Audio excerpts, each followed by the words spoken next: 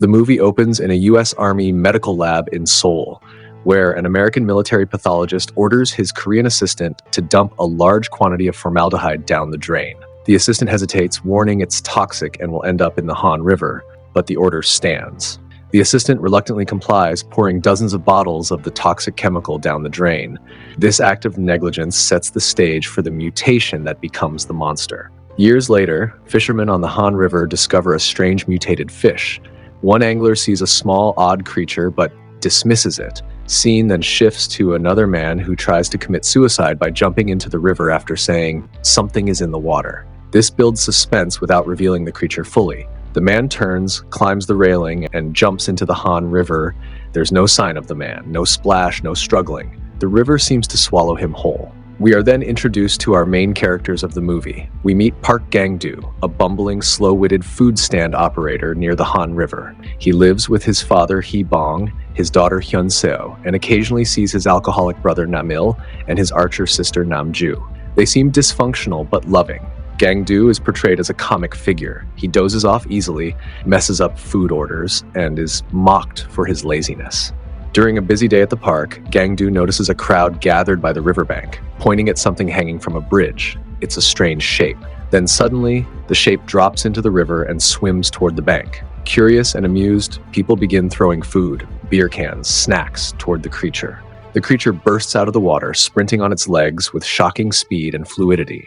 The mood flips instantly from light curiosity to pure panic. The creature, a large mutated amphibious monster, goes on a rampage, flipping cars, chasing people, and killing indiscriminately. Gang-do, seeing the danger, grabs Hyun-seo, his young daughter, and starts to run.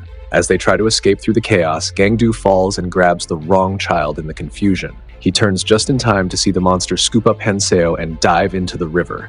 Gang-do, devastated, screams and flails in the water, calling out for Hyun-seo, but the monster disappears. Gang-do's family is placed in government quarantine because of fears that the creature carries a deadly virus.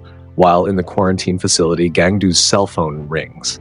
He answers it, and to his disbelief, it's Hyun-seo on the other end. She is alive, speaking in a faint, scared voice. She tells her father that the creature didn't eat her. Instead, it took her to its lair, a dark, sewer-like chamber beneath the city. The call is cut off quickly, likely due to poor signal. He screams for help, tries to convince doctors and military officers that she's alive, but no one believes him. They think it's a hallucination. Determined to save Hyun-seo, the family escapes the hospital. They arm themselves with improvised weapons, Molotov cocktails, a shotgun, and begin searching the sewers along the Han River, trying to locate the monster's lair. One night, while camping out near the river, the group sees signs that the creature is nearby. They quickly split up, with Gang-do and Hee-bong heading in one direction. Suddenly, the monster appears. It charges toward them, and a desperate chase begins. During the chase, Gang-do trips and falls. The monster is nearly on top of him. Without hesitation, Hee-bong turns back to protect his son. He fires the shotgun at the creature repeatedly. Finally, in an act of sacrifice, Hee-bong throws himself between Gang-do and the creature.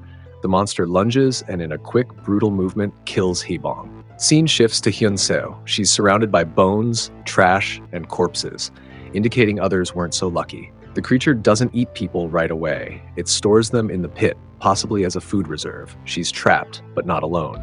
A younger homeless boy, Seju, is also alive, though unconscious when she finds him. She drags Seju into a crack in the wall, a small hiding spot just big enough for the two of them. She collects clothing and rope-like materials from the bodies or debris, carefully observes the creature's movements and habits. Hyun-seo builds a rope from discarded clothes and fabric and attempts to climb out of the lair. Suddenly the monster arrives, so she hides with the kid. When she tries to escape again, the monster awakens from sleep, and in a tragic turn, Hyun-seo and Seju are both caught. Nam-il, separated from the others, learns the virus is a hoax. A scientist he meets confesses there's no virus, but the government is using it as a cover-up to justify chemical fumigation. Nam-il escapes capture and contacts a former protester friend for help. He also finds Hyun-seo's location using her cell phone signal, then texts it to Gang-do. At a massive protest near the Han River, the government releases Agent Yellow, a powerful fumigant meant to kill the monster. Protesters in gas masks collapse around it. The monster appears in broad daylight. Gang-do, Nam-ju and Il converge for a final battle. Nam-ju, now focused and sharp, uses her archery skills to injure the beast. Gangdu grabs a metal rod and impales it through the mouth, finally killing it with the help of his siblings. Gangdu finds Hyunso's body inside the monster. She died protecting the boy Seju, who is still alive. Gangdu adopts the boy. The movie ends here. That's it for today's video. If you enjoyed it, don't forget to give it a thumbs up and subscribe to the channel for more awesome content.